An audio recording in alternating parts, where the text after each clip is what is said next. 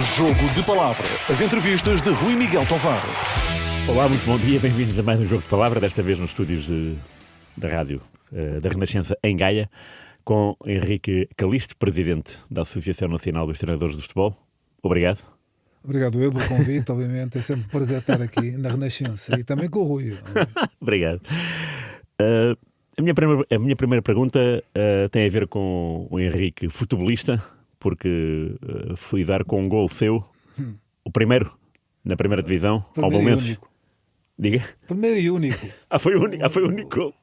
Mas um jogo que deu na televisão, na RTP. Belenenses. Em março de 74. Exatamente, é para aí. Eu não sou muito bom em datas, mas é para aí. Era o jogo de sábado à tarde, Belenenses, Leixões. Belenenses, Leixões, no Restelo, obviamente. Não é? Sim. Naquele estádio bonito. Não é? E como é que foi o gol, lembra-se? Acho que foi.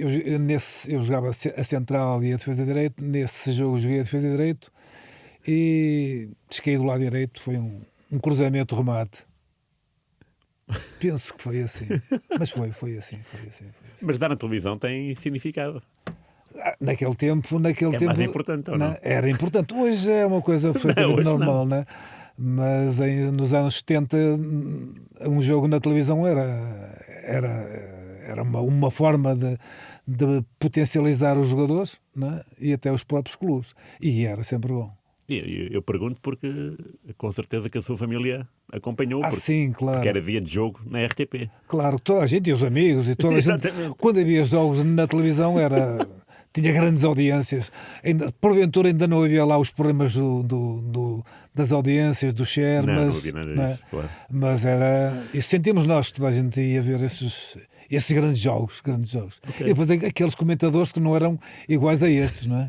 Que eram totalmente diferentes. Primeiro eram jornalistas, não eram comentadores. Logo Eram aí jornalistas. há uma grande diferença. Exatamente, eram jornalistas. Mas nos anos 80 começou a haver também alguns treinadores a fazer esses comentários. Sim, é verdade, sim. Nos anos 80. Eu também fiz alguns. Foi? Para a RTP também, no começo, não é? Ok. Ainda só havia uma estação e comecei a fazer também jogos, ainda como treinador. Eu comecei como treinador profissional nos anos 80 propriamente dito, e pronto, a partir daí, porque era jovem, fui dos primeiros a ser convidado a fazer esses comentários. Na TV Memória, de vez em quando, ainda apareço eu a fazer comentários. Sério? É verdade. Okay. No estúdio?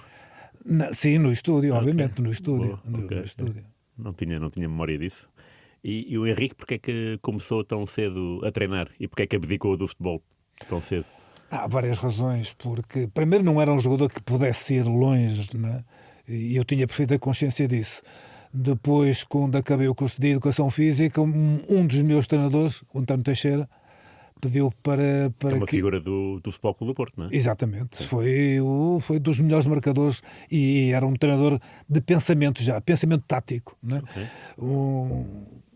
Foi um grande jogador do Porto, foi campeão pelo Porto no tempo deixa eu ver se me lembro, o Strick. Dorival Strick. Né? Okay. O Strick, Pedroto, essa equipa boa. Muito bem.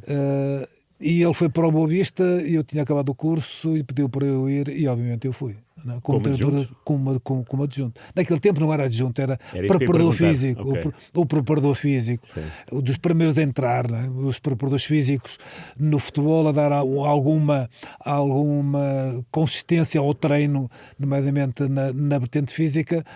Finais dos anos 70, 80, João Mota, Hernani Gonçalves no Porto, equipa do Pedroto, e depois apareci eu também.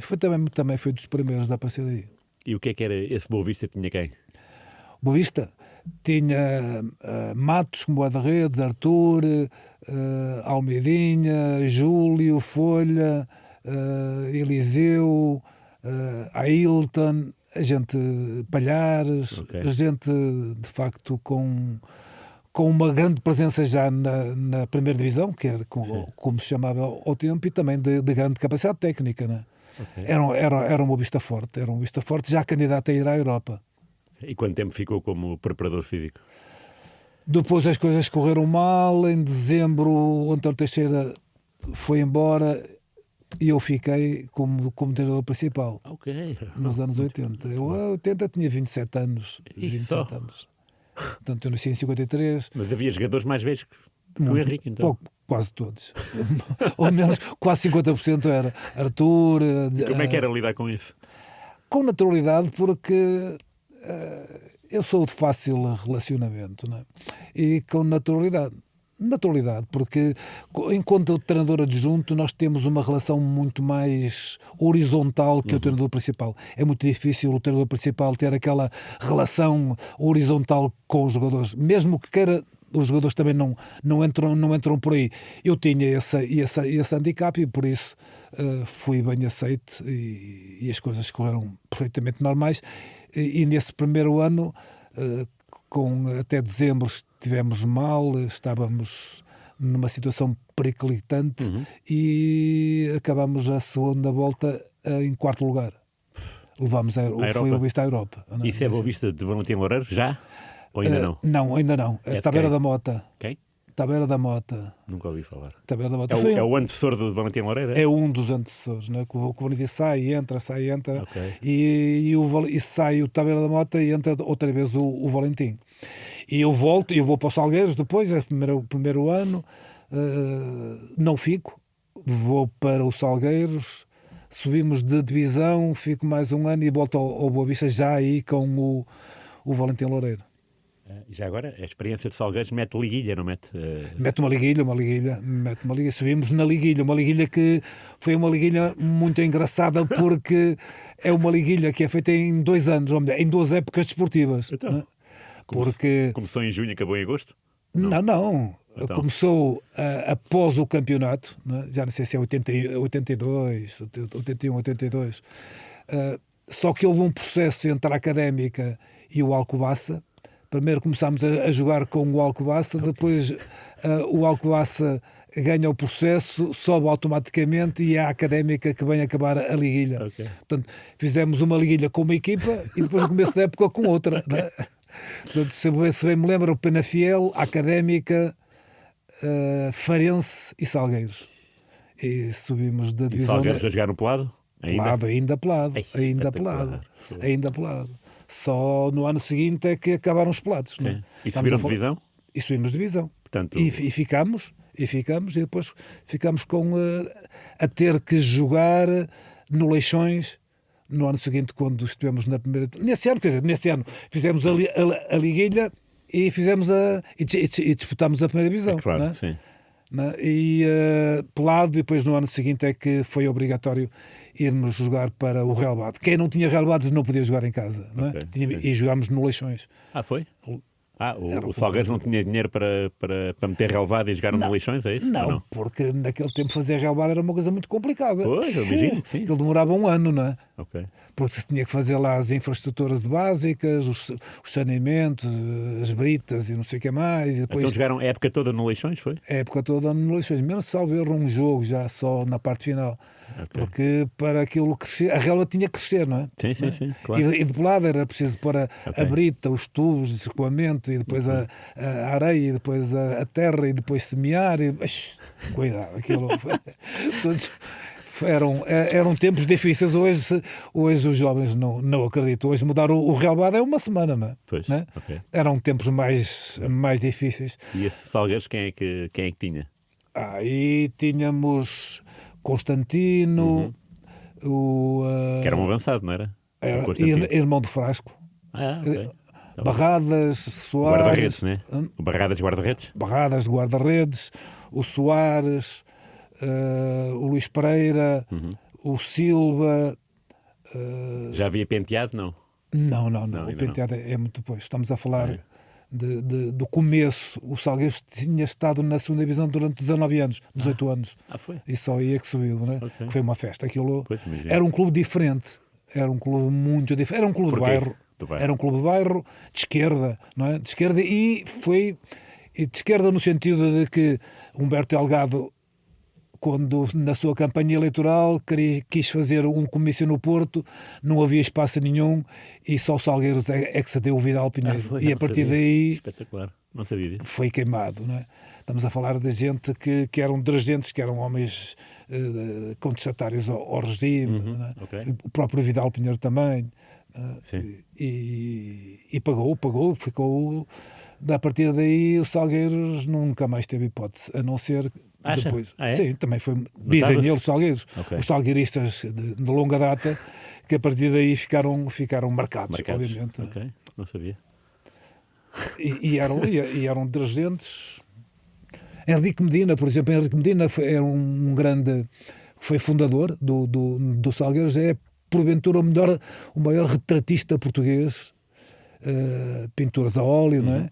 E que fez retratos de gente de Hollywood, presidentes da República dos Estados Unidos, não é? Henrique Medina é o maior, um dos, acho que são 3 fundadores, e Henrique Medina também é o fundador dos Salgueiros. Portanto, a gente era um clube diferente, ao mesmo tempo popular e também com uma elite intelectual que era dirigente. Ok. E voltou para o Boa Vista porquê? Depois voltei para o Boa Vista. Porque foi chamado pelo Valentim? Ou porque... Chamado pelo Valentim, não é? Mas era um desafio mais aliciante porque o Boa Vista era maior? Sim, claro. Ok. Claro. E encontrou o mesmo Boa Vista ou outro? Já outros, com jogadores diferentes. João Alves, Frederico. Okay. João Alves, Frederico. Gente já com outra palavra e outra ambição. Né? Enquanto que a ambição no primeiro ano no Tabeira da Mota era ficar tranquilo, né? ficar tranquilo, se possível chegar lá acima ao quarto lugar. Com o Valentim, o quarto era um grande objetivo. Ir à Europa era um objetivo. E foram presidentes totalmente diferentes. Um mais calmo, mais ponderado, o Valentim mais emocional, né? mais empenhado no futebol. Com o Valentim? Algumas, mas... História algumas, é para contar, obviamente, que eu sei que aquelas impublicáveis são mesmo impublicáveis. Mas tem publicáveis? Não. Não há histórias publicáveis com o Valentim Loureiro? Não. Há poucas. O Valentim Loureiro tinha várias virtudes. Uma delas era que resolvia as coisas imediatamente. Um pedido meu ou um pedido de qualquer treinador resolvia. Não ficava para as calendas gregas. Era rapidamente, né? Um jogador telefonava, acordávamos que era preciso um jogador X, né? Telefonava logo de imediato, se não sabia o telefone, arranjava o telefone, falava, combinava e fazia o contrato num guardanapo quando íamos jantar e estava resolvido, né? E isso deu uma dinâmica diferente ao Boa Vista. Tem algum jogador que se lembra do Henrique, dessa... Frederico, por exemplo, okay. Estava onde? Frederico estava no Benfica. Né? O João Alves estava em Espanha, acho eu. O Eliseu estava aqui. O Albertino é antes. Então há uma série de... O Albertino do Porto. Sim, do Futebol Clube do Porto. Mas sai do Boa Vista, não é? O Albertino também sai do Leixões, Boa Vista, sim. Porto. Okay. O Boa Vista começou com o Valentim, depois sai o Valentim e entra o Tabeira, depois volta ao Valentim a ter uma importância nacional diferente, né? Porque de um clube que era um clube mais de bairro passou a ser um clube de impacto nacional. Claro, sim. Eu até tenho memória de uma vitória sua em casa com o Porto no último minuto, gol do Almeida, 2-1. Boa Vista 2, Porto 1, não é? Sim, nesse primeiro ano acho que só perdemos um jogo com o Porto, acho que só perdemos um jogo com o Porto nessa segunda volta. Okay. Né? Porque eu fiz toda a segunda. Perdemos só um jogo, fomos a segunda equipa com mais pontos. Né? Okay. E tinha o Estádio do Oeste era um estádio difícil, muito difícil. Difícil para quem ia lá. Só? Ou para si também, como treinador da casa? Foi sempre muito difícil para os treinadores da casa. Sempre muito difícil. Havia ali uma ala contestatária que só exigia vitórias, não é? Não, o que é normal. Há sempre, em todos os clubes, e foram muitos o onde passei, há sempre 2, 3, 4, 5 pessoas que são os contestatários, não é? São a gente que vive o clube com emoção e a razão. Tem pouco lugar nesse contacto com as pessoas. Após o jogo é uma coisa engraçada. No jogo nós vemos as pessoas na sua autenticidade, não é? As pessoas ali despem-se de toda a máscara que têm durante a sua vida social e são eles próprios. Alguns que nós não consideramos agressivos e no jogo são extremamente agressivos. Não é? Estou a falar entre espectadores como até próprios jogadores. Há jogadores que se transformam radicalmente no jogo. Na sua vida social são pacíficos, calmos, ponderados, e depois no jogo... Um caso concreto, por exemplo, o Fernando, o central do Porto, agora o Internacional, Lima Pereira, Eurico. não, o Fernando, O Fernando Couto? Fernando Couto. Ok. O Fernando Couto é uma pessoa extraordinária cá fora. Extraordinária. Um homem simpaticíssimo, fala baixinho, não gosta muito de contactos sociais e de aparecer como o líder, a figura importante no jogo. Terrível, intratável, não é? Portanto, eu acho que o jogo mostra de facto o que é que as pessoas são, não é? Porque se libertam. Não é? E o Boa Vista tinha de facto um núcleo muito boavisteiro que sentia que o Boa Vista tinha que ter patamares de desempenho superiores, e por isso a exigência para todos os treinadores foi sempre muito acérrima. Muito bem. Falou do Fernando Couto e há bocado falou do Frederico. Que tipo de jogador e homem era o Frederico? O Frederico era um homem, um bom jogador, tranquilo, tecnicamente evoluído, taticamente também muito evoluído, sabia ocupar os espaços e era uma boa pessoa. Calmo, sereno, um homem de família, né? Era um exemplo. Okay. Era um exemplo. E o João Alves já agora? O João Alves diferente, muito irascível, somos muito amigos. Infelizmente o Frederico já não está cá, mas o João Alves somos amigos e é líder por natureza, por isso há algum choque entre o treinador e um treinador que é até mais novo que ele, não é? Mas tivemos algumas discórdias, diferenças, mas primou sempre a cordialidade, independentemente daquelas discussões que poderíamos ter e pontos de vista diferentes. Hoje somos grandes amigos, mas houve sempre aquela ponderação e o respeito mútuo. Muito bem. A seguir esse Boa Vista, o que é que se seguiu na sua carreira? Tanto Boa Vista, Salgueiros, outra vez Braga, Salgueiros? outra vez Salgueiros, Braga, Varzim. Já O Varzim não ganhou ao Sporting, no José Alvalade? Sim, mas Com o gol do Vata, não é? Não sei se foi do Vata ou do Soares. Acho que foi do Soares. Acho que foi dos dois, porque foi 2-1, não é? 2-1. Acho que foi Soares e Vata. O Miranda 1, acho que foi Miranda 1 também. Essa é a equipa Miranda, Vata e Lufemba, é? Sim. Que jogadores eram esses, os dois? O Vata e o Lufemba aparecem como?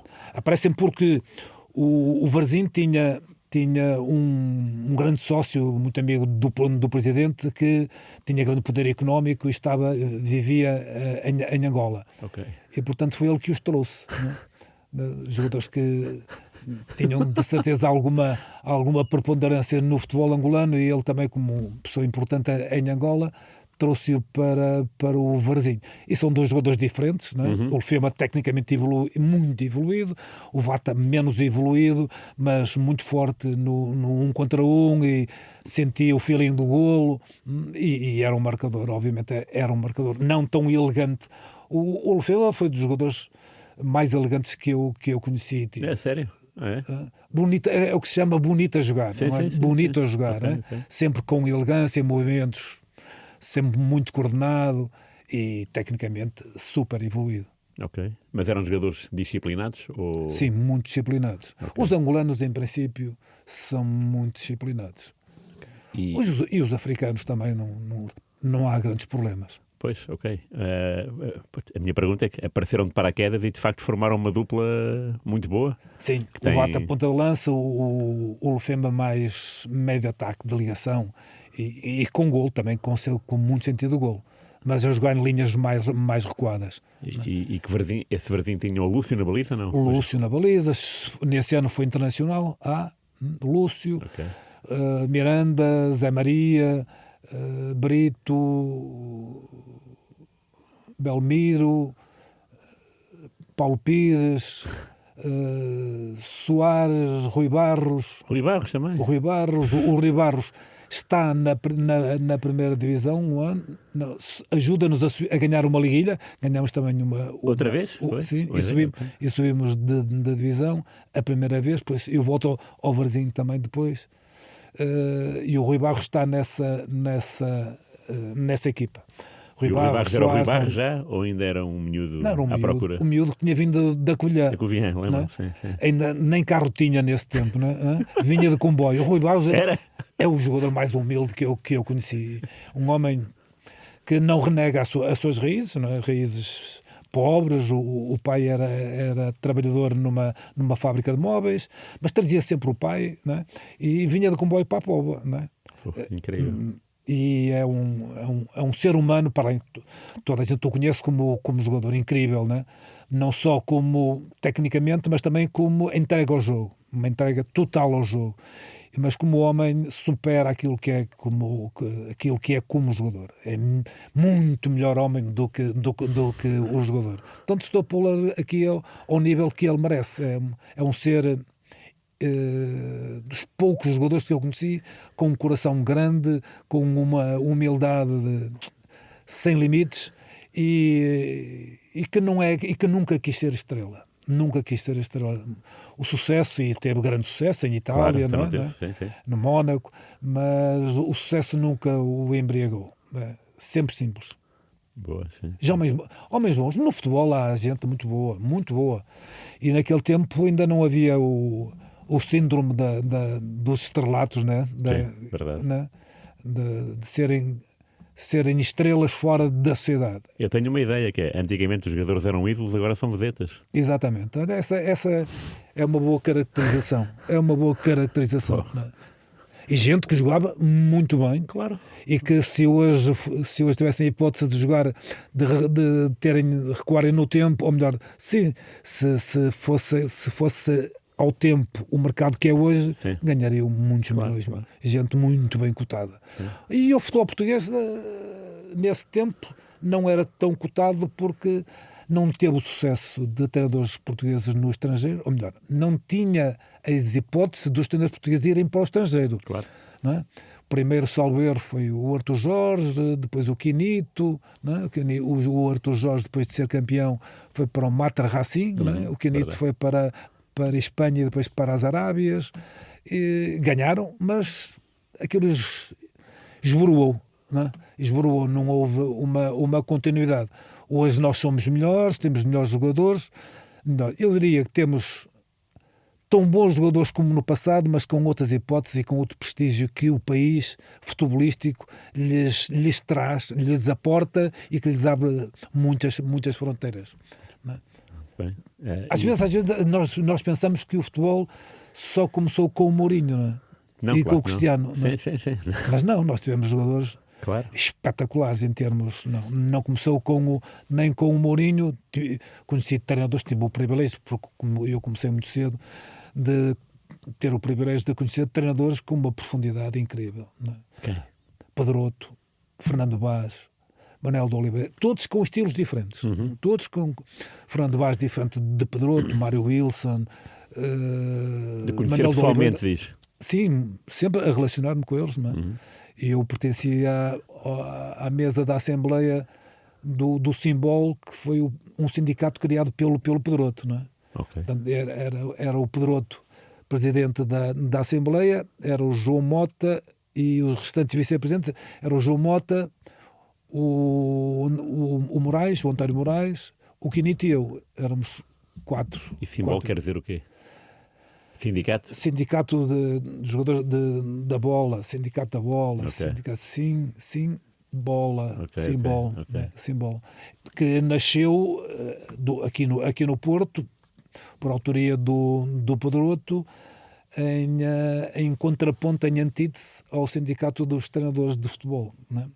Que nasceu por onde e com que quem? Que nasceu nos anos 40, já com nos anos 50, já com primeiro houve um sindicato de treinadores de futebol, depois um sindicato de treinadores e depois um STF e no fundo o sindicato de treinadores de futebol, que foi a continuidade com o Cândido Oliveira. Okay. Cândido Oliveira, que é eu hoje, quando vou aos cursos e falo nesta gente, não conhecem, né? Mas o Cândido Oliveira foi um jogador do Benfica, capitão do Benfica, o selecionador nacional, preso político, preso político no Tarrafal, né? Portanto, treinador da Académica, um senhor, portanto, jornalista, né? Jornalista, morreu na Suécia, ao serviço da bola, portanto, um homem culto, escreveu sobre futebol, os livros deles ainda têm coisas que nós, quando lemos, parece que está a falar no futebol de agora. É verdade, é verdade. Portanto, Cândido Oliveira, para mim, é de facto a grande referência do treinador enquanto treinador dedicado à classe, dedicado ao futebol de alma e coração, nas várias vertentes. Fundou um jornal, né? A Bola. Né? Portanto, é um treinador, jogador, treinador, selecionador, jornalista, político, homem das letras. Sim. Portanto, é de facto o meu grande ídolo como treinador português, é o Cândido Oliveira. Sim. E não é falado, pouca gente conhece, não é? Mas é de facto, para mim. E depois Manuel de Oliveira, um pragmático,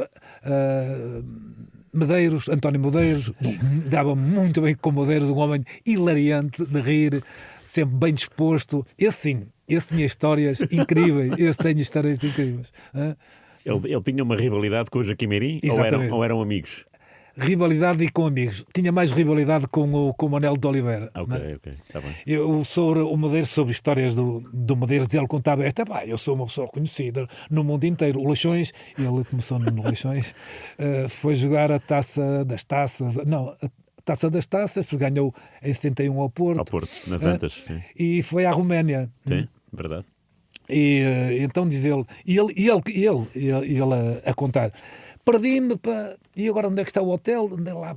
Lá num barzito.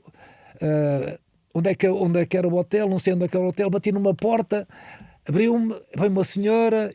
Sabes o que ela dizia? Medeiros, grande jogador. Eu até na Roménia era conhecido. Né? Era um homem impecável. Né? Bom vivant, mas com esta geração não tinha uma formação académica, né? Tinha capacidade de fazer o diagnóstico, né? Isto é duro de rins, isto é rápido, né? Okay. Mas depois não sabia fazer as terapias para recuperar isto. Por isso entram os preparadores físicos, certo, para dar a terapia ao diagnóstico feito por estes homens que eram gigantes. Mas conheciam muito o jogo.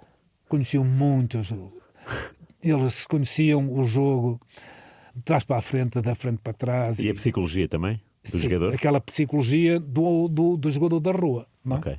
E havia treinadores. O Medeiros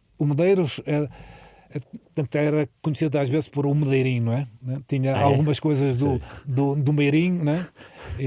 Porque o Meirinho foi um treinador, Joaquim Ribeiro Meirinho, foi um treinador que trouxe coisas ao futebol português, polémico.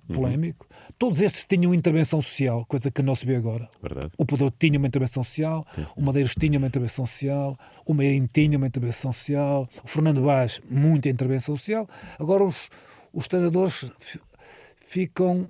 são mais técnicos do que treinadores, dominam as técnicas do treino, conhecem o jogo e ficam por aí. E este não, o Pedroto, por exemplo, que foi uma das grandes figuras, foi o primeiro treinador a ser reconhecido internacionalmente com capacidade.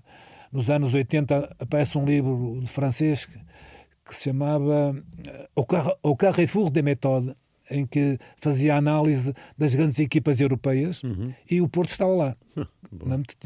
Era uma análise ao microciclo das grandes equipas, o que é que os treinadores faziam, e estava lá o Pedroto. Pela primeira vez o futebol português é mencionado num livro de especialidade do futebol. Tirou o curso lá fora, não é? Sim, em França. Né? Sim. E ele e o Nelo Barros também era um treinador que jogou no Benfica, mas era de Faf, né? E também fez o curso em França. Esta internacionalização dos nossos cursos fez com que nós nos valorizássemos também aqui, não é? Claro.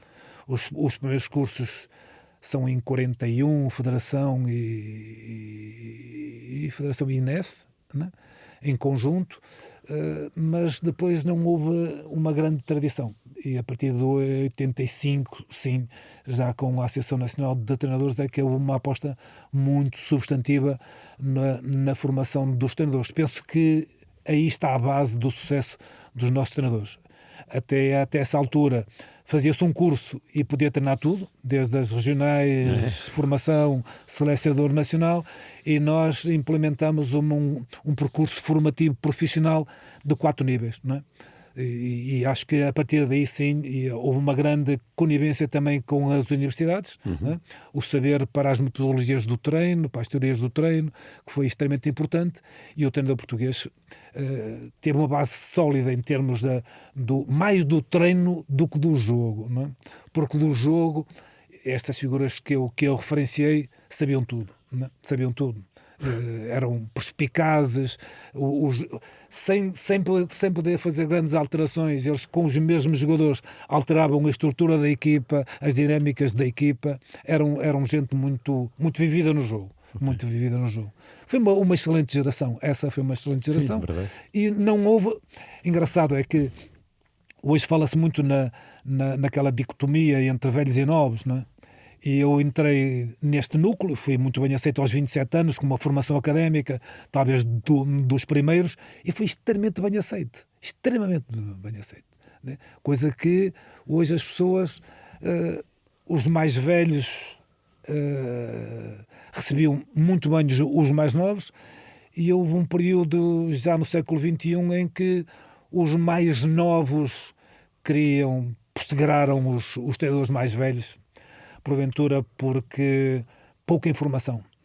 Okay. Acho que nós aprendemos muito com a história. Eu gosto muito da história do futebol, dos seus protagonistas, certo. E aprendemos muito com a história. Hoje a nossa formação é mais para o amanhã, e esquece muito aquilo que nós fomos e o percurso que nós percorremos para hoje sermos dos melhores do mundo, indiscutivelmente dos melhores do mundo. Estava a falar do Pedroto. Que tipo de pessoa era ele?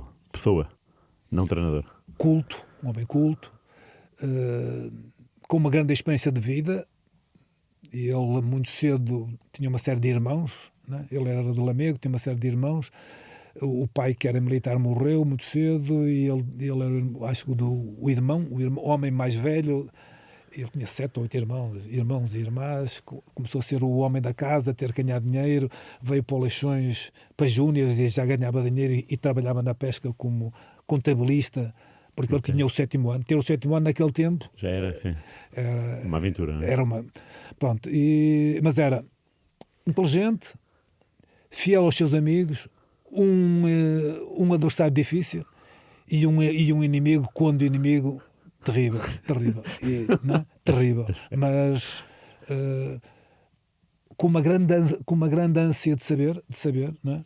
Nomeadamente, ele tinha um grande contacto e foi um dos primeiros a ter preparadores físicos para melhorar o treino, a estatística com o Zé Neto, sim, né? Portanto, era um inovador, tentava estar atualizado, inovador, e foi um homem que revolucionou o futebol português.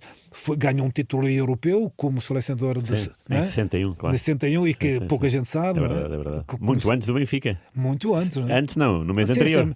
Mas foi antes. Mas foi antes. A década de 60, aquela década de 60 é espetacular, não é? Mesmo, Benfica, Sporting também ganhou, sim, não é? Sim. Não é? Aquela época de 60 foi... Por isso é que às vezes a gente diz assim, agora é que somos. Não, nós tivemos em 60 uma época que nos íamos ter afirmado como a grande potência europeia do futebol, né? Benfica Champions, Sporting Taça das Taças, Portugal Mundial 66, né? Mundial 66, claro. As finais perdidas do Benfica também contam, não? Naquilo foram 5, nos anos 60, 5 finais, não é? Portanto, claro. É uma época. E depois tivemos o Ocaso, que tem o caso de não valorização dos treinadores portugueses e do que é português, não é? E tivemos então em 85, México. 86, não é? 86. Mas antes ao Europeu 84, não é? Sim. Ao Porto na final da Taça das Taças, ao Porto campeão europeu, e ao Benfica 2 finais europeias, nos anos 80, digo, não é? Nos anos 80, já com Portanto, aí já é Portugal volta a ser respeitado na Europa. Volta a ter sem nome, títulos. Né? Só o Porto Só o campeão. Porto. Quer Mas dizer, em termos de seleção, né? sim, mas já ir a um europeu e a um mundial era uma coisa Não era como impensável, agora. não é? Não era como agora, né? Exatamente, Agora não é? é relativamente fácil, não é? Uma pessoa com 25 anos nunca falhou um europeu nem um mundial, não é? E Sim. nós não, nós tínhamos que ver os europeus e mundiais sem Portugal. Sem Portugal, não é? E tínhamos que escolher uma de seleção. 66 foi 86, 20 anos depois. Exatamente, 20 sim. anos depois Sim. é que nós aparecemos. E infelizmente Saltilho, não é? Já agora conheceu o José Torres, não? Muito bem. Foi? Muito bem. Eu conheço Porquê? a geração toda porque eu era treinador na altura dele, não é? Sim, ok. Não é? Eu comecei a treinar a 80, não é? Mas privou com ele? Sim, para ver com ele. Ok. Era um homem, esse era um homem bom, não é? Era um homem bom. Era um bom gigante, não é? Mas era mesmo colombófilo, não é? Sim. O homem das pombas, Sim, sim. mas era um homem bom, sempre aberto à discussão, mas com um amor muito grande ao futebol e ao seu Benfica, sempre um homem do Benfica. Impressionante, mas a referência dele era em termos de clube Benfica. Claro, ok, muito bem. Mas aí tivemos uma... Já eu era presidente da Associação de Treinadores, o primeiro presidente, não é? O primeiro sempre. O primeiro e fundador, não é? Em que ano é que isso foi? 85, Então fez agora 40 anos. 40 anos, 85, fevereiro de 85. E E treinava alguém? treinava, claro, treinava. Quem? Já nem me lembro. O Varzim para aí, Mas não? o Varzim para aí, Varzinho, Rio Ave. Então, treinou os dois? Treinei Varzim, treinei Rio Ave. E que tal? Essa rivalidade. Têm todos a mesma matriz pescatória, não é? Sim. Com a mesma alma. Os clubes do litoral têm uma alma diferente, são muito mais aguerridos, muito mais aguerridos, não é? E eu conheci 3 clubes, Leixões, Certo. Rio Ave, Varzim, têm todos a mesma mística que é transversal a serem de cidades pescatórias, não é? E de raça, de querer, de ultrapassar as coisas difíceis, de sofrer, equipas que sofreram muito, mas não se podem ver, Varzim e Rio Ave. Pois, eu sei. Aquilo é uma rivalidade que perdura até agora, enquanto aqui em Matosinhos-Lessa as coisas foram desaparecendo, ali continua com uma matriz muito de rivalidade, não é? Mas tem essa característica. O Varzim nos anos 80 era de facto o grande clube, mas depois foi ultrapassado. O Varzim teve um grande presidente, Lídio Marques, não é? Um homem da cultura, um homem que fez com que o Varzim passasse uma década sempre a meio da tabela, tranquilo, com grandes equipas e com grandes torneios de verão. Os torneios de verão do Varzim era casa cheia, Não sabia. né? Okay. Casa cheia, era o começo do campeonato mais bem vivido que eu tive na minha carreira, era o Varzim. Sabíamos que ali Guimarães, Braga, vinham sempre... Guimarães e Braga porquê? Porque nas férias, na Póvoa, as férias tinha muita gente de Braga e de Guimarães, portanto era receita, primeiro por serem grandes clubes, e depois era a receita certíssima, Okay. não é? Portanto, e conheces o campo do Varzim, no estádio? Sim. Aquilo era tudo cheio, não havia bilhetes, era impressionante aquele. E vivido até ao fim, não é? Chegar à final era uma coisa importantíssima. Eram 2 clubes com a mesma matriz, com desenvolvimentos diferentes e com apoios diferentes. O Mário de Almeida, enquanto Presidente da Câmara, teve um papel importante na afirmação do Rio Ave. Muito importante por ele também de ser um homem do Rio Ave. O Varzim, penso, não teve esse apoio e foi decaindo e infelizmente está hoje numa divisão que não deveria estar. Sim, claro. Embora esteja a lutar Pela subida. Pela subida, né? Como Pela Belenense, subida, Académica, né? Sim. Amarante. Mas já não tem, Pois, já não tem muito receio. poucas. Sim, Muito sim. poucas. É Mas verdade. anda sempre ali, mas nunca Sim. dá o passo em frente. Não é? Pois. Já agora, esse Rio Ave, já que tivemos aqui já vários nomes do Boa Vista, do Salgueiros, do Varzim, Rio Ave, quem é que apanhou quem? Apanhei uma série deles. Gama, que era uma das figuras carismáticas, Gamboa, Carlos Brito, né? Carlos Brito. Carlos Brito devia ser o pai deles Dibo, todos, não? Era o mais velho ou não? mais velho. Pois. O Dibo, uma série deles. Ok. Vitoriano também acho que jogou no Varzim. Eu esqueço-me sempre dos nossos, não tenho grandes. Nós da última vez que estivemos juntos, achei curioso, porque falámos de um treinador que eu só conhecia de nome, não é? O Ferreirinha.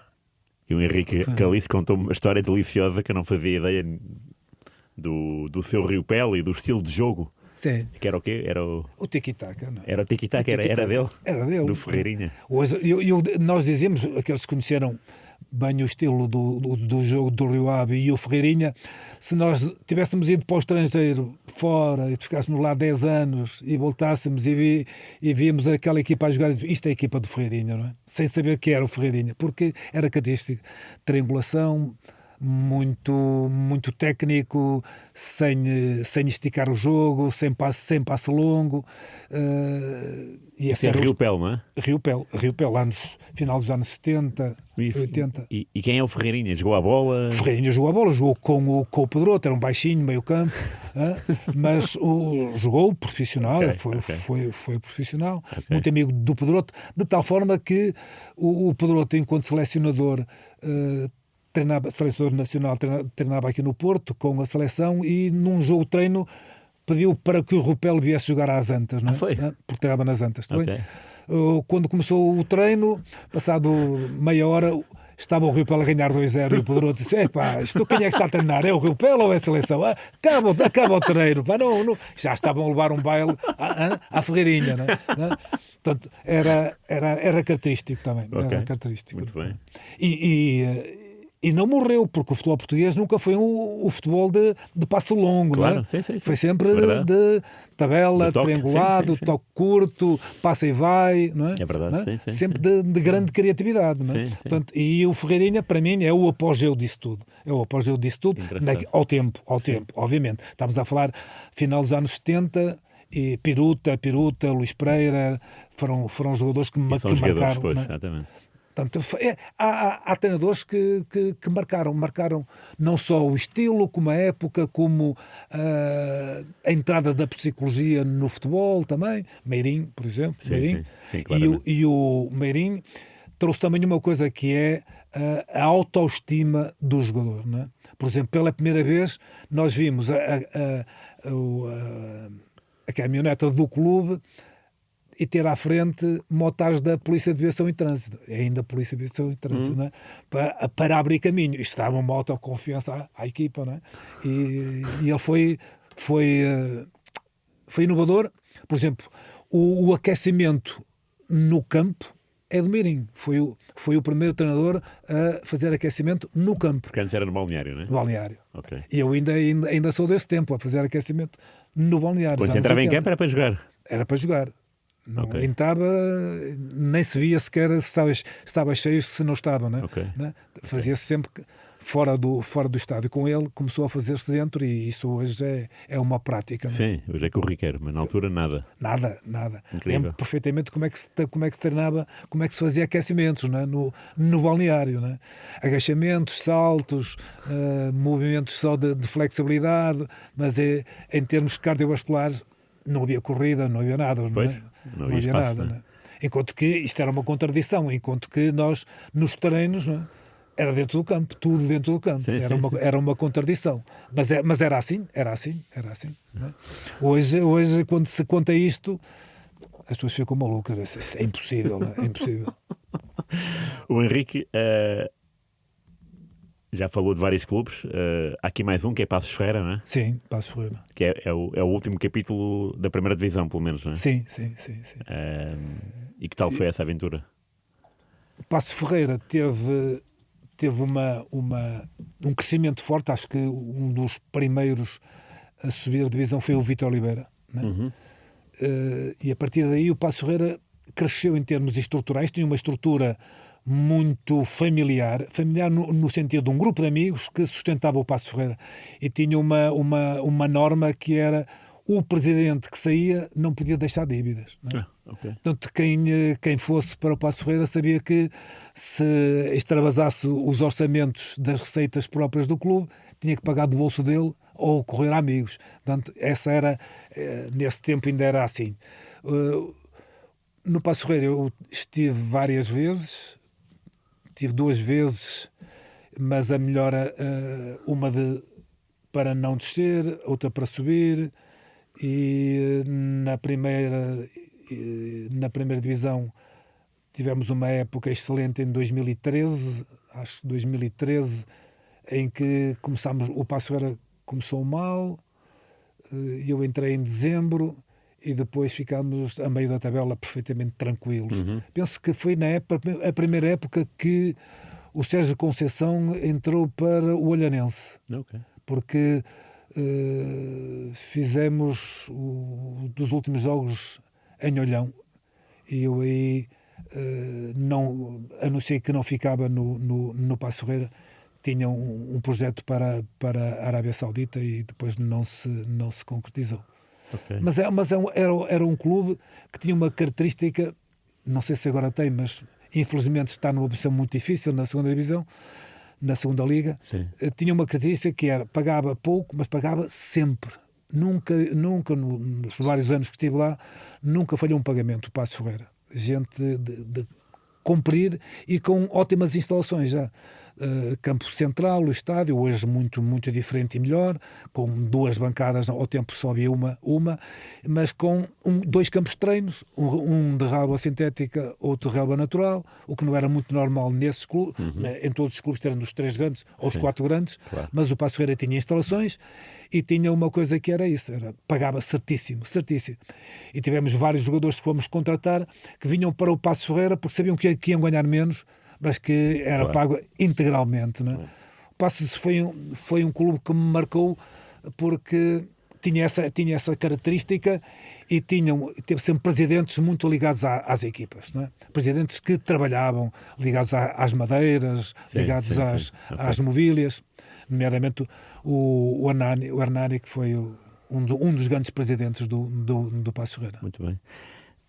Também falámos há pouco sobre homens que tiraram o seu curso e foram para o estrangeiro, tipo Artur Jorge, não é? O Henrique Caliço tem uma fatia generosa dessa ligação afetiva e gloriosa do treinador português lá fora, porque no Vietnã, Dong Tam e depois Seleção Nacional. Dong Tam e Seleção Nacional. Foi bicampeão? Bicampeão, ganhamos também 2 taças, uma supertaça. Não é? Esse convite surgiu do nada ou não, havia... O Vietnã, em termos de cerâmicas, é dos países com essa indústria mais forte.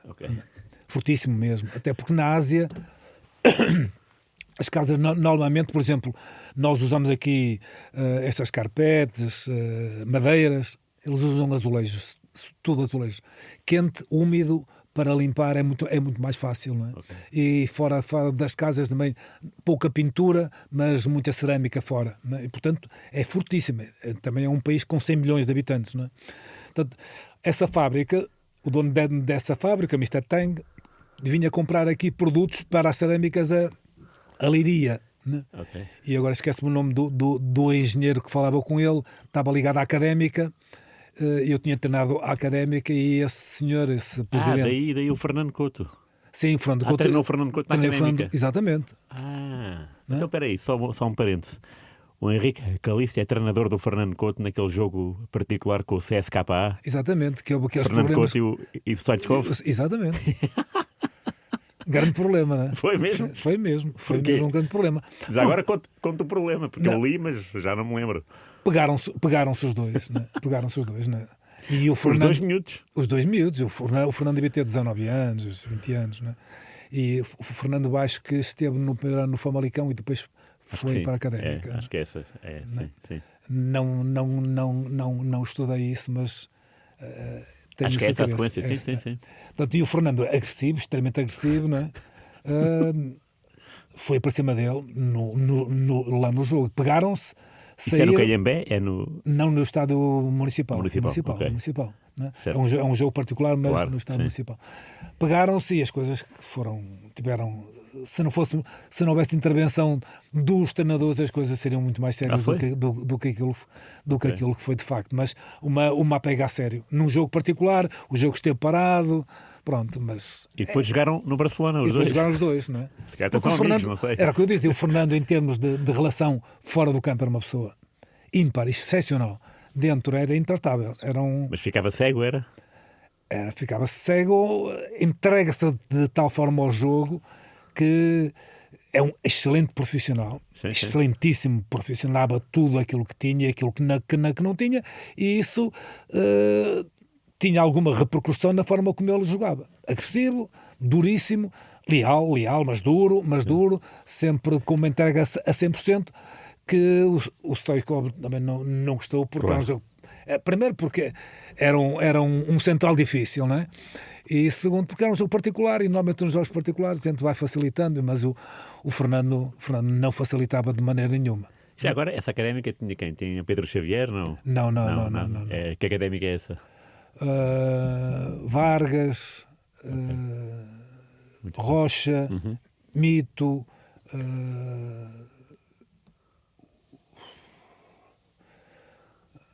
mais... Estava na primeira? Primeira divisão. Primeira divisão. Ok, muito bem. Está bem. A Académica é um clube foi um clube diferente. E penso que hoje, porventura, com a mesma mística, era capaz de ter um palco na Primeira Liga. Porque naquele tempo os jogadores iam para a Académica para se formarem, não é? Sim, verdade, sim. Independentemente do dinheiro que ganhavam, podiam ganhar muito mais, mas houve uma escola de jogadores estudantes, não é? E muitos deles acabaram por se licenciarem e ter uma vida extraordinária até. Mas naquele tempo não havia tantos estudantes, jogadores como agora, não é? Nomeadamente em termos de educação física, há muitos jogadores que vão paralelamente fazendo os seus estudos.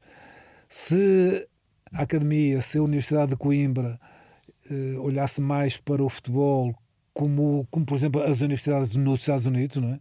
que têm vagas para os estudantes desportistas, não é? Havia muita gente que gostaria de ir para a Académica, claro. Não é? E obviamente com as remunerações e a estrutura que hoje o futebol exige, claro. Não é? Mas tendo essa grande vantagem de poder entrar na universidade, acho que seria atrativa para alguns jogadores, não é? Claro, coisa que não existe hoje na Académica, não é? Portanto, repara que nós somos um país muito pequenino, mas temos clubes perfeitamente diferentes. A Académica muito diferente do Rio Ave, do Varzim, por exemplo, não é? Sim. Que são muito diferentes. O Penafiel e Chaves também, outra organização diferente. Temos culturalmente muita identidade regional e por isso durante os anos do século XX esse regionalismo levou a rivalidades que não foram boas para o futebol português, não é? Porque há de facto uma caracterização socioeconómica, cultural entre cidades e regiões muito perto, mas que são totalmente diferentes. Né? Que são totalmente diferentes. Não sei se isso é bom ou se é mau.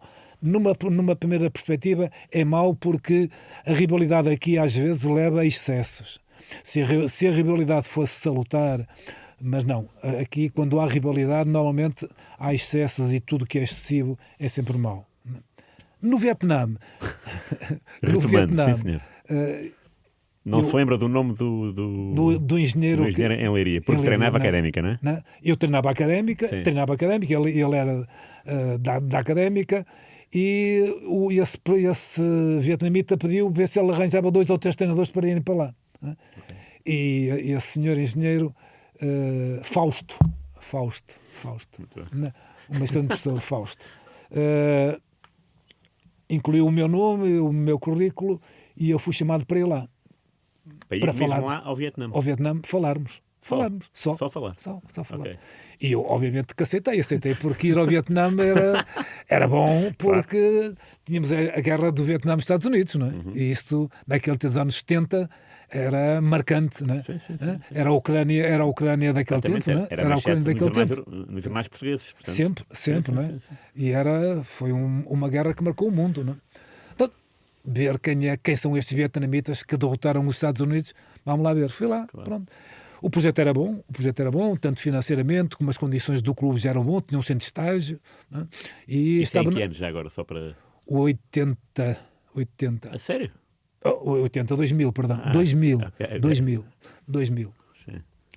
Portanto, eu fui lá, o projeto financeiro era bom, estava na segunda divisão, nunca tinha estado na primeira, mas ele queria impor um clube na primeira divisão. Pronto, eu era, ao tempo, presidente da junta também de Matosinhos. Não é? Tinha-me candidatado. Não é? Não é? É engraçado. Não é? E aceitei, fui lá, aceitei lá o projeto, ia lá 2 meses, ficava cá 1 mês, ia 2 meses, ficava 1 mês, não é? A treinar na segunda divisão. A treinar na segunda divisão. Ok. Depois, na parte final, já estive lá mais tempo, subimos de divisão. Boa. Fomos campeões, subimos de divisão, abandonei aqui a política e dediquei-me só ao futebol lá. E qual era a cidade? Hanoi? Não? Não, era... Deixa ver qual era a cidade. Olha, agora já nem me lembro qual era a cidade. Era uma cidade muito pequenina, a 30 km de Saigon, de Ho Chi Minh, a 30 km. Ok. Portanto, eu ia sempre. Pequenina é o quê? Pequenina é o... Pequenina com 300 mil. Ok. 300 mil. Ok. Não é? É para as pessoas perceberem, porque uma coisa é pequenina em Portugal, outra coisa é pequenina no Vietnã, não é? Sim, portanto, quando eu estive na China, estive em Dália, que era uma cidade muito pequenina para eles, com 5 milhões, não é? Exatamente, lá está. Para eles é pequenina, a cidade muito pequenina, 5 milhões. Não é? Meio Portugal, não é? Meio Portugal. E ali também, mas Ho Chi Minh já era uma coisa com 12 milhões, não é? Já era uma... E eu tinha casa em Ho Chi Minh e tinha um quarto no centro de estágios também. Às vezes ficava lá no centro de estágios, outras vezes no meu quarto, no turista e tal. Uma equipa só com vietnamitas? Não. Levei para lá depois jogadores brasileiros. Ok. Jogadores brasileiros de fácil acesso e ficámos naqueles 6 anos que eu estive em Dong Tam, ficámos sempre entre os 3 primeiros campeões e até o terceiro, nunca baixámos. Mas tivemos alguns jogadores brasileiros bons e foi um tempo espetacular porque... Mas já agora subiu de divisão para a primeira e depois no ano seguinte foi campeão da primeira, não? Acho que não, no segundo ano fomos campeões. Ficámos em segundo. Uma grande festa então, não Não é? é? Um clube que nunca tinha estado na primeira, de repente é campeão à segunda tentativa. Foi bom. Pô. Foi bom. E isso, repara, os clubes na Ásia são empresas. E o presidente tinha... Dong Tam é o nome da cerâmica Dong Tam, né? Portanto, que é a empresa, né? E os clubes servem como publicidade. Já percebi, ok. De tal forma que ele, passado 3 anos, foi eleito para a Assembleia da República do Vietnã. Né? Claro. Portanto, Já percebi. porquê? Porque aquilo são, acho, 50 e tal províncias, todas elas têm uma televisão regional. Jornais, são centenas de jornais. Né? E o futebol é, de facto, um desporto que os marca muito. Portanto, É? Mas nunca foram a nenhum mundial, mas mesmo assim não interessa. Eles vivem aquilo como vivem se fosse... vivem muito mais a seleção que os próprios clubes. Não é? Ok. Porque os clubes, destes clubes que são identitários, há poucos, não é? O Dong Tam nem o nome da cidade tinha, não é? Pois, claro. Não é? Sim. A empresa, e esta empresa também pode fazer como o Aves, não é? Que saiu do Torrense e foi para Aves. Pois. Lá faz isto muitas vezes. Sim. O clube sai de uma cidade e vai para outra, porque é um banco, o banco sai de um lado e vai para outro. Não é?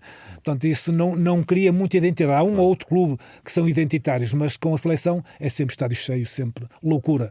Nós, quando fomos campeões do Sudeste Asiático, nós do hotel onde estávamos a treinar até ao estádio demorávamos 20 minutos, demorámos 3 horas. Na final? No dia da final, No viste? dia da final, de sair do jogo já campeões para ir para chegar ao hotel, foram 3 horas de caminhoneta, porque era milhões de pessoas cá fora. E final com quem? Final com a Tailândia, que é um dos grandes adversários. Tailândia eu também treino na Tailândia, tem um nível de desenvolvimento muito maior que o Vietnã, e nomeadamente no turismo. Claro. Turismo e comunicação social. O clube onde eu estive, que era o Montang, que foi também campeão, era detido por empresas de comunicação. Então, muito bem organizado, um país extremamente bem organizado, com níveis de desenvolvimento muito superiores, não é? Mas o Vietnã é mais fácil de viver, ainda ainda é mais puro, é mais genuíno. A Tailândia, nomeadamente Bangkok, é uma cidade que se transformou. E é uma cidade que tem um bairro português ainda, né? E onde eu estive lá em 2013. 2013 Portugal celebrou os 500 anos de relações diplomáticas com a Tailândia. 500 anos, não é? Claro. E tinha no século XVI tinha uma feitoria com 5 mil portugueses, não é? Portanto, Portugal marcou, e tem uma embaixada espetacular, sim, lindíssima, é verdade. lindíssima, É verdade, lindíssima. Também já vi. Já agora, a influência dos portugueses na Ásia, o Vietnã é o único país da Ásia que escreve com caracteres latinos. Ok, não sabia. Quem é que implementou isto? Um padre português, Padre Manuel Pina. Espetacular. E que toda a gente, os intelectuais, reconhecem que foi o Padre Pina que fez, que criou esse alfabeto. Engraçado. Portanto, a importância que nós temos na Ásia, que nós culturalmente neste momento não valorizamos isso, onde a multilateralidade é cada vez mais importante em termos de relações. Nós temos relações com a Índia, Goa da Moidiu, com o Vietnã, porque de facto tivemos alguma relevância, com a Tailândia, com a Malásia, não é? Malaca ainda há um bairro português também, e nós não temos esta noção. E eu conheci muito bem o Sudeste Asiático, e somos marcantes. Vou-lhe contar uma história, quero histórias também ligadas à nossa capacidade ainda, que as pessoas reconhecem o português. Fomos jogar ao Sri Lanka, a seleção, não é? O Sri Lanka muito marcado pelos ingleses. Mas quando chego ao hotel, passado uma hora, vem um empregado ter comigo. Sabe como é que eu me chamo? Do you know my name? Sabes o meu nome?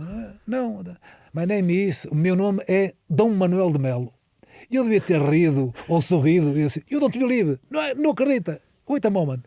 Rápido, passado 10 minutos, traz um bilhete de identidade assim largo e estava escrito o nome dele. D-O-N Manuel de Melo. Portugal esteve lá durante 300 anos, não é? Yeah. E as pessoas têm orgulho em ter o nome português. E há o presidente da Federação, chamava-se Manuel Barbosa, não é? Barbosa há muitos, não é? Okay. De 300 anos. E camisa ainda se diz camisa, calça ainda se diz calça, não é? Okay. Armário, eu lembro de 4, que era calça, camisa, sapato e armário. Em Colombo, junto ao mar, nós chegámos num hotel também junto ao mar, havia lá um Castelo do Queijo. Os homens daqui, o pessoal do Norte sabe onde é que é o Castelo do Queijo, o que é o Castelo do Queijo, sim. Pá, e 3 vezes maior. Feito por quem? Portugas. Não é? E hoje nós não, até em termos diplomáticos e comerciais, deveríamos ter essa história que nos marcou e que abriu também as portas, sendo um português. É mais fácil porque as pessoas têm uma história marcante do que foi o passado do português por essas bandas. Esses 6 anos do Vietnã deixou saudades? 10 anos. 10 anos, já teve lá 10 anos. Teve 6 anos no clube e 4 na seleção. seleção. E ganhou essa taça, foi? Sim, no Sudeste Asiático pela primeira vez, não tinham ganho. E foi memorável para eles. E para o Henrique também, espero. Sim, claro, foi um dos pontos mais importantes. Claro. Não é? Mas é um povo que, por exemplo, anda na rua com camisolas do Real Madrid e do Manchester United. Sim, sabem tudo. É desse tipo. Okay. Sabem tudo. São mais loucos pelo futebol inglês, claro, né? Claro, e pelos campeonatos do mundo. Sabiam as equipas de Portugal de cor, né? Vítor Baia, João Pinto, né? Sabiam tudo, né? Porque acompanham a Champions, né? Porque o Premier League, repare, eu cheguei lá em 2000, já havia em direto a Premier League, né? Eu estou a falar no Vietnã, em toda a Ásia a Premier League investia. Claro. E hoje tenho o reembolso disso, né? Claro. Faz milhões e milhões com o mercado asiático. Sim. Em 2000, e nós hoje, se calhar há 7 ou 8 anos, é que pensamos no mercado asiático para o futebol. E eles não. Então sabem tudo sobre Champions League, Campeonato da Europa e Campeonato do Mundo. Okay. E Portugal, obviamente, é o que marca. E já agora, feridas da guerra com os Estados Unidos? Não, nada. Um povo que não ficou muito marcado pelo mercado, ficou porque morreram 5 milhões, né? 5 milhões, não é? 5 milhões, e 5 milhões é muita gente. Foi uma guerra que acabou em 75, nós acabámos em 74 a ditadura, eles acabaram em 75, não é? Foram também uma dezena e poucos anos de guerra, mas uma guerra a sério, uma guerra que... Claro. A nossa guerra colonial também demorou 16 anos, morreram à volta de 10 mil, 8 mil portugueses, ali morreram 4 milhões, é muita coisa. E morreram perto de 70 mil americanos. Nunca os americanos numa guerra perderam tantos efetivos, não é? Sim. Portanto, marcou muito, mas esqueceram. Hoje têm relações diplomáticas com os Estados Unidos. Bem, esqueceram a partir de 98, quando foi, acho que o Clinton, não sei se 98 era o Clinton, mas quando foi um presidente dos Estados Unidos ao Vietnã, pronto. Mas há 2 Vietnãs, não é? Cada vez mais se esbate isto, mas em 2000 ainda era marcante o Vietnã do Norte, que o Vietnã é todo um, não é? Sim. Mas o Vietnã ligado a Hanoi, muito comunista, muito estatista, e o Vietnã de Saigon, Ho Chi Minh, muito mais liberal, muito mais aberto, um povo muito mais sofisticado, não é? Okay. Mais cosmopolita. Hanoi hoje também está a mudar, mas estou a falar há 26 anos atrás, era muito mais estatista, a capital, não é? A capital do governo, o governo a fazer-se pouca vida noturna, vida mundana não havia, portanto, era muito marcado pelo comunismo. Okay. Hoje é tudo Vietnã do Sul, é isso? Não, hoje é tudo Vietnã, só um. Pois, mas é como se fosse tu, Vietnã. exatamente. Tá, E com um crescimento económico maluco, não é? Quando a China tinha crescimento económico a 2 dígitos, e eles também tinham, não é? Também partiram muito de baixo, não é? Sim, claro. Não é? Eles, a partir a abertura, a guerra acabou em 75, mas a abertura aparece a partir dos anos 90, que começa a abrir, não é? Porque antes era de facto um regime muito fechado, muito duro, ainda marcado por um comunismo perfeitamente desajustado à realidade. Okay. E vai lá, de vez em quando? Ou... Vou lá quase todos os anos. Vou lá às vezes sou convidado para ter eventos, convidado por os antigos. Fizeram uma festa há 2 anos, os meus antigos jogadores da seleção, e convidaram-me e fizemos uma festa. E tenho contactos ainda falo com eles. Que é gente muito boa. Pois, é o que eu tenho ouvido. É gente muito boa. E é um país muito bonito. Que lá viveram. Pois, e é um país muito bonito. Sim, a paisagem é arrebatadora, não é? É natureza pura. É, exatamente. Sim. Vida de rua também é boa, não é? Sim. A vida de rua à noite é inacreditável. Pois, não é? Há ruas em que fecha o trânsito e as pessoas estão ali a conversar, a comer, banquinhos pequeninos, exatamente. Comida de rua, ouvir música, muito diferente. Claro. Quando se entra na Ásia, a gente sente que está de facto numa zona diferente. Né? E a Europa a gente sente alguma diferença, mas há muitos traços em comum. Ali não.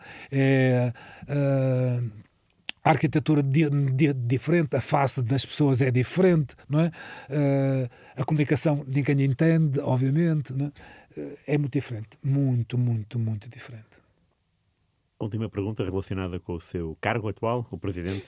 Quantos treinadores é que há? Neste momento estamos com perto de 9.600 treinadores. Lá fora temos 400 treinadores. Na Arábia Saudita, por exemplo, temos a volta de 50 treinadores, mais ou menos 40 no Brasil, e temos campeões em todo o mundo. Campeões da primeira divisão, da segunda divisão, claro. Formação. Só ver a nossa lista, ainda não vi a lista deste ano de comemorações dos nossos campeões, mas normalmente temos acima de 2 dezenas de campeões por esse mundo fora, não é? E que as pessoas não têm noção. Só para dar assim um número para verem, normalmente por ano são utilizados 14 mil treinadores, né? Entre formação, todos os escalões, os campeonatos distritais, ligas profissionais, 14 mil treinadores. Desses 14 mil, nós temos 9.600, né? O que é substantivamente bom. Sim, claro. E está a crescer, cada vez mais. Portanto, é uma associação que cada vez mais defende os interesses dos treinadores, donos de regalias, e aposta numa coisa que é cada vez mais importante para o nosso país, que é a formação. Não é? Nós temos um fórum espetacular todos os anos, que nos acredita também, porque os treinadores de 3 em 3 anos necessitam de créditos UEFA e PDJ para renovarem a sua licença, o TPTD, e nós fazemos isso, mas a formação para nós é cada vez mais importante e queremos que a formação seja o mais descentralizada possível, coisa que não era há um ano atrás. Só havia, por exemplo, em relação ao curso de terceiro nível, só havia um por ano. Neste momento há 4 cursos de terceiro nível, que é uma das grandes lacunas que temos, porque neste momento, para ir treinar lá fora, o mínimo que se exige é o terceiro nível, e quem não tem hipótese nenhuma. Os espanhóis estão a ter um grande mercado, a colocar muitos treinadores por esse mundo fora, porque muitas vezes os treinadores portugueses convidados não têm esse terceiro nível, ou o UEFA Pro, que é o 4º nível. Portanto, se nós tivéssemos mais terceiros níveis e o UEFA Pro, mais treinadores tínhamos no estrangeiro. Por isso é uma das causas que nós temos que pugnar para que haja mais treinadores com esses níveis superiores. Já agora, o Henrique, quando tirou o curso, tirou com quem?